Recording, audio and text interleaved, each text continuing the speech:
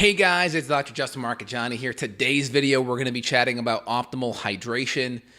Before we do, make sure you click down below, put your comments, make sure you smash that like button, and hit the bell for more notifications of good videos coming your way. Really appreciate it. And if you could write us a review, justinhealth.com/iTunes for a review, that'd be great. Screenshot it and shoot it to us, and we will do a video potentially more on that topic. All right, so hydration, very important. So 70% of your body is water. And when we're consuming water, we also want minerals. So many people, they make the mistake of thinking, oh, I'm hydrated, and they never can quite catch their thirst or quench their thirst. Part of the reason why is water is a very important vehicle for minerals. So I always tell patients, the good rule of thumb is about half your body weight in ounces for water, right? So if you're 200 pounds, 100 ounces of water, right? 150 pounds, 75 ounces of water. That's a pretty good rule of thumb. Now, if you're doing a lot of diuretics, coffee, teas, and a lot of exercise or sweating or sauna, you may need more of that. Okay, that's kind of a good starting point. Now, I always recommend starting off the day with a good quarter to a half a teaspoon of some really good clean minerals. I like Redmond's Real Salt. It's got about 72 different minerals in there. It's really good, good sodium, good chloride. A bunch of other smaller kind of micronutrients in there. Very good. I like doing that to start the day. And then I typically will drink like a mineral water during the day, like a Pellegrino or a Topo Chico. It's kind of a good first start, and it's got good minerals. I like the bubbles. It kind of keeps me relatively hydrated and good minerals throughout the day. Many people make the mistake of drinking clean water without the minerals, and that may cause you to not really quench that thirst. So if you're drinking distilled water or reverse osmosis water, right, clean water, but they may not have the minerals in there. So like, for instance, the reverse osmosis filter that I have, it's got a 6 filter that does add the calcium and magnesium back in, which is nice. It's not enough, so I still would pinch a little bit of water in there at least twice a day, half a teaspoon, quarter teaspoon twice a day, and or just kind of pinch a little bit of minerals in my water throughout the day just to get some good minerals in. I'll try to hydrate and drink some good minerals during the day in my mineral water. If you notice, I try to do more glass during the day. I try to avoid plastics. If you're kind of to go and you have access to maybe a countertop filter or a water filter somewhere else and you want to use that water during the day, you can. You may just want to get a nice clean canteen, kind of stainless steel filter, or like a Life Factory kind of glass water bottle filter. Those are some good options if you want something to go. That's very helpful. So in general, half your body weight in ounces. Look at your urine flow. You don't want it to be like pure, clear like it's water. You want it maybe just a gentle tinge to it. And of course, if you're drinking or you're taking an extra B vitamins, a B vitamin supplement, you could be dumping some B vitamins out, and that's okay. I tell my patients that, no such thing as expensive urine. I'd rather have you dumping the B vitamins out, because if you're not dumping them out, you're probably not getting enough, especially if you're stressed. So some B vitamins in your urine causing it to be a little more yellow, that's okay. But a gentle yellow tinge is pretty good. And getting the minerals in there throughout the day is important. Now, there's a couple of X factors. Some patients, they may need a little more magnesium or potassium. Now, potassium isn't the best mineral to add to water because it tastes pretty bad. You can do something called new salt, which is like a potassium chloride. You can add that to your water. You can always do a potassium, magnesium together outside of it. So if your cramping is not getting better or your heart issues aren't getting better, because remember, your cells need sodium and potassium to function well, right? Your sodium potassium pump, potassium goes in the cell, sodium goes out of the cell. We need this kind of natural gradient for our cells to communicate and work well. We need that. We need good calcium for action potential, depolarization of the cell. We need all these really important minerals. We don't get enough of it, your cells aren't going to function right. Your electrical system in your heart will not function right either.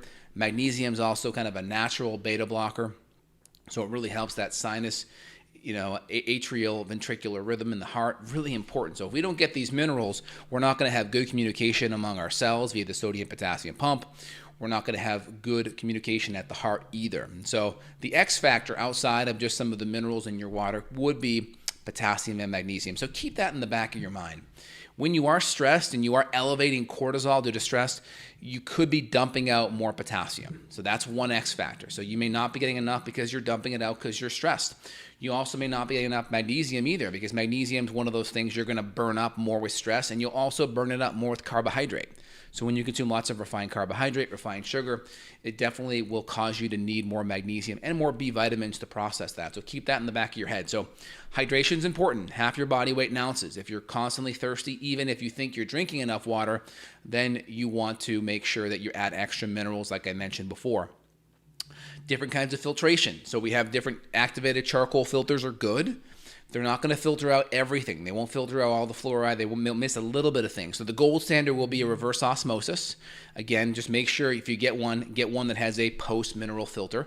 No big deal if you don't. We'll just have to pinch a little bit of some sea salt in there. That's going to be a good substitute. I'd rather always have water more clean and add minerals back in than not have it fully clean. So in my home, I have a whole house filter that's a activated charcoal kind of carbon-based filter. Still really good. Still can drink it most of the time. Still great. Clean showers, good smell. No, takes out almost all that chlorine. A lot of the pharmaceuticals does clean out a lot of parasitic cysts. So a lot of stuff is cleaned out and a lot of great benefits from a good activated charcoal whole house filter. A under-the-counter reverse osmosis is the best. Now, it does dump a bit of water, meaning it's a lot of wasted water in the reverse osmosis. And because of that, and it takes a long time to fill up the filtration tub that is needed for it. So it's reverse osmosis is not the best for a whole house for that reason. So it's really good for like your under-the-counter filter. Like mine, I have a nice little 1.5 gallon tank, and then I primarily use it for like drinking and maybe cooking. Like that's pretty much it. So using a reverse osmosis for a whole house is just not efficient. The tank that holds it has to be pretty darn big. With an activated charcoal filter, you don't really need a tank because they can just pass through that membrane in real time, so you don't need a holding tank for it. So with an RO, you need a holding tank, and there's also quite a bit of water that does get wasted from that process. So there's a lot of waste with an RO. So if you're using an RO, better for an under-the-counter RO. That way there's not much waste at all, and you're only doing it with drinking water and cooking water, and that's pretty good. And so in general, activated charcoal still pretty good, still a great step, still way better than drinking water. Will clean out a lot of stuff, won't touch all the fluoride, and may not get all the pharmaceuticals, but it'll get a good whack of it. And then the RO does the rest. And so then in worst case, you get an RO that has something that we can add minerals back in, like a post filter. I'm going to put the ones that I personally use in my own house and practice, and I personally use over the years. So only products that I personally use and like, I will recommend, just so you guys know. So we'll put affiliate links below so you guys can see that for my countertop, under the counter, as well as whole house.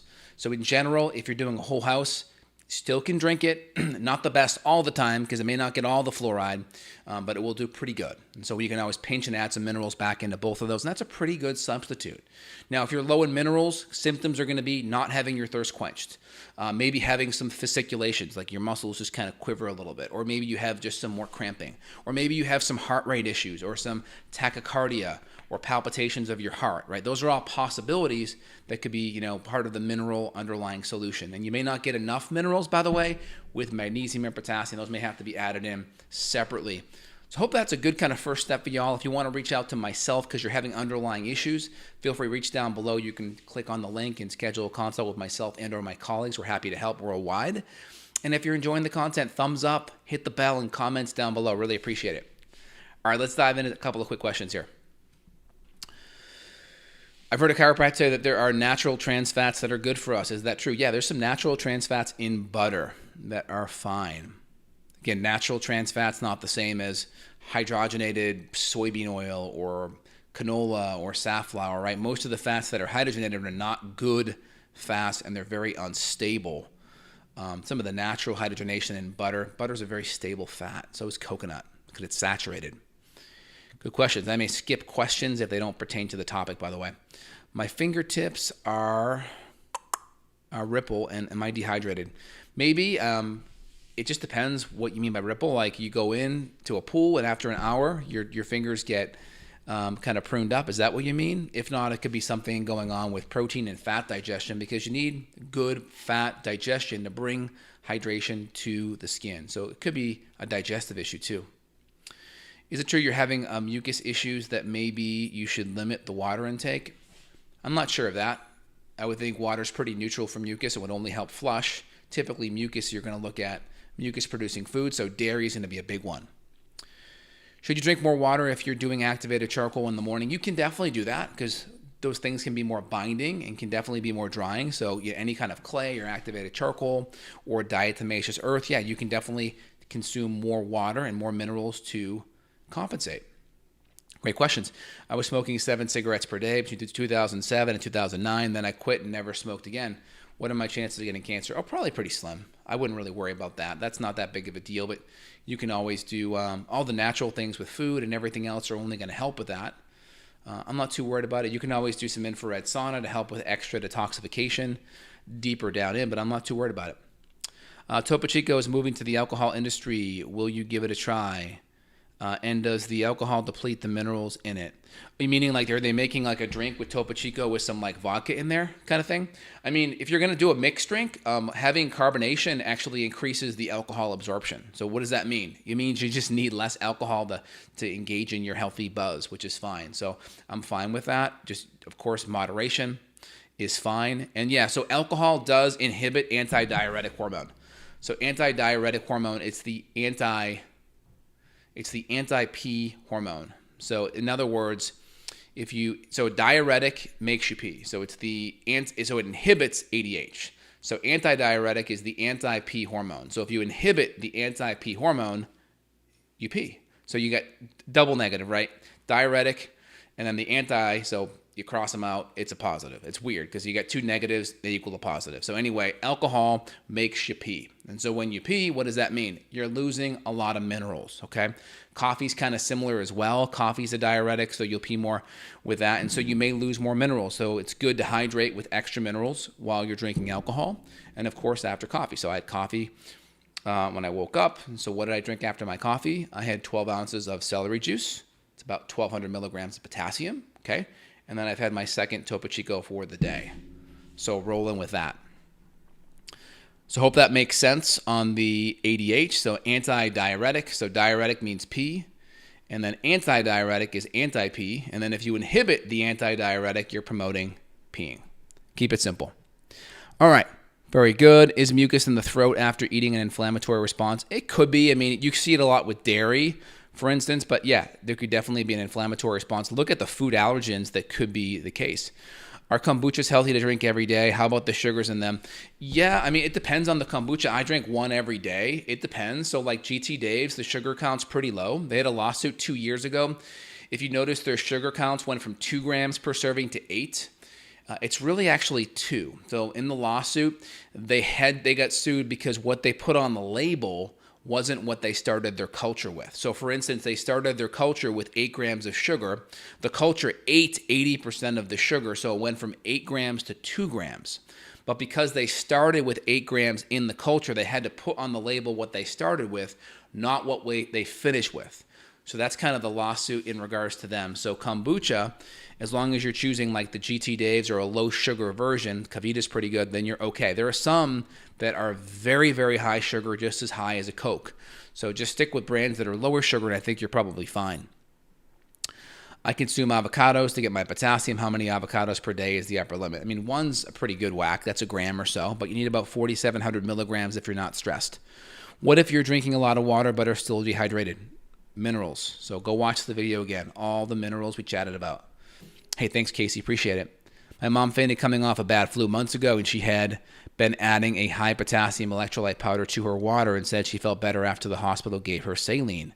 Was low sodium likely? Definitely. Sodium seemed very likely. I mean, what happens when you have the flu is you're nauseous. You don't want to drink, right? And then sometimes if you drink, you throw up because your nausea is so bad. That's where an IV can be very helpful because it bypasses the gut and absorption.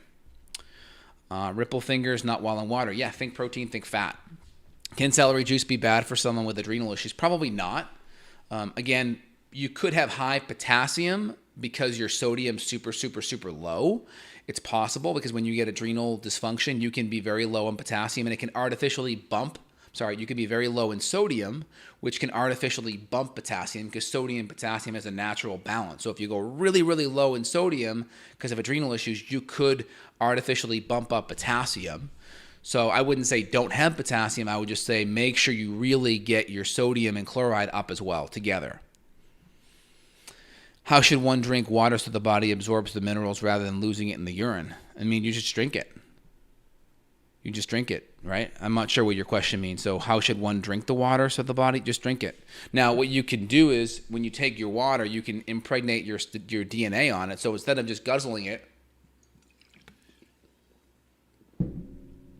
you can swish it around your mouth like for a second or two and then swallow it. That way your saliva is kind of impregnated on the water.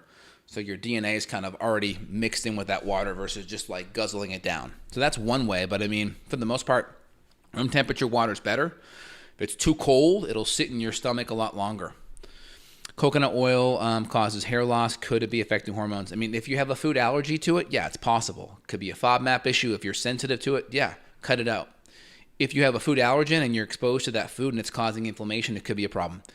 Can GI tests reveal if your digestive acids are low? A little bit. I mean, if you see low elastase, you can probably guarantee you have low HCl levels because you need HCl to stimulate enzyme production. So yeah, indirectly. And if you see high steatocrit, meaning poor fat digestion, it could be a good sign that you're not getting enough HCl as well. How to clear, fast the urine and blood after partying. So, I mean, just drinking good minerals and try to have a mineral drink in between every drink or every 2 drinks is helpful. You can do activated charcoal when you're drinking alcohol, and you can do N-acetylcysteine and or glutathione and vitamin C throughout the night as well. And you can also do some extra milk thistle, silymarin and stuff as well, and then really work on hydration before bed. Great questions. What food depletes or reduces liver function and bile production and reduces stomach acid? Inflammatory foods. Refined sugar, grains, alcohol, all of those things are going to be a problem. And of course, going low fat can cause your bile not to flow, and then over time they can crystallize and you can get stones. Added potassium electrolyte powder to my water and felt nauseous immediately after. Could that mean potassium levels are not even with sodium? It depends. Potassium is pretty noxious tasting, so you may have to start with a lower dose. You may not need as much either, because that is a high potassium side effect. So you may not need as much, and it could be also the taste is pretty noxious. So doing potassium in water in smaller doses. If you need it higher doses, you may be better off just doing it in a capsule form. Great questions. Let me hit Facebook real fast. Lauren writes, Dr. J, what are your thoughts on a recent RLC lab medicine recalls? I was on WP thyroid for a year, but I got even worse. Switch back to levothyroxine. Feel like I can't trust anyone. Yeah, so a couple of options. You could go from WP to Nature-Throid. That may be the better, more even option. I would do that. If not, I have one called Thyro Balance. We could calibrate, but I would go WP to Nature-Throid. That would probably be your best bet. If not, we could always do Armor or NP as an option. But Nature-Throid and WP are more similar, and then Armor and NP are more similar. So I'd rather keep it in that family. Yeah, I'm not sure exactly what happened on that recall. I mean, that can happen from time to time, but I don't really have any info on it directly, though. But that's how I would calibrate it. Great question, though. Okay, great. I think we answered all the questions today, guys. So if you enjoyed the content, thumbs up. Really appreciate it. Again, justinhealth.com/iTunes for a review. Screenshot it, email it to me, and we may do a video on that topic. I appreciate it, y'all. Thumbs up. Have an awesome day. Take care. Bye.